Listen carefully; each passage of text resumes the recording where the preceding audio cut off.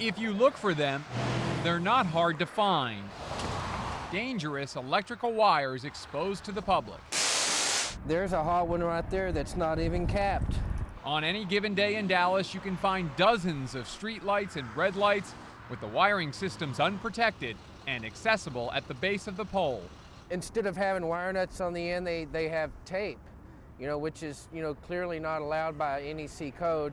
Michael Hill is a licensed electrician and says not only are some of the wires carelessly connected, but they're potentially deadly as well.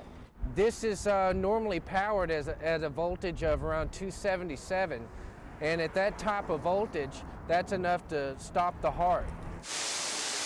TXU is responsible for most of the light poles in Dallas. Even the company admits it found 58 uncovered poles near Love Field alone. When CBS-11 went looking, we found dry grass and trash inside several of the bases. Hill says a faulty wire could easily ignite the grass and start a fire. He also says if water collects at the bottom, it can cause a short. But perhaps the greatest danger lies in curious hands. It can be danger for kids because they see the different yellow and red colored wire nuts, and they may be compelled to come up and twist or remove or pull on the wire nuts, exposing the live electrical wires in these poles. We found this uncovered pole at Bachman Lake Park, and just 50 yards away from the exposed wires, we found a mother playing with her child. I think maybe I'll just give the city a cap to take care of that one. The culprit here is high metal prices. When thieves see they can make a quick buck by stealing an aluminum inspection plate from a streetlight, they will.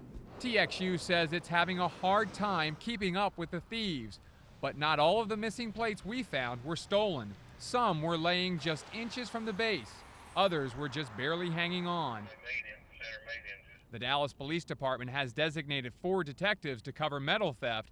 The department says thieves will grab the plates, but they find other metals far more attractive. But it's not quite as prevalent as the air conditioning units, copper wiring, copper plumbing and wiring. When CBS-11 informed TXU we were doing the story, they quickly replaced the missing plates with these plastic covers. If you go in with the plastic covers, you've cured the problem all at once, and you've ensured the safety of the public.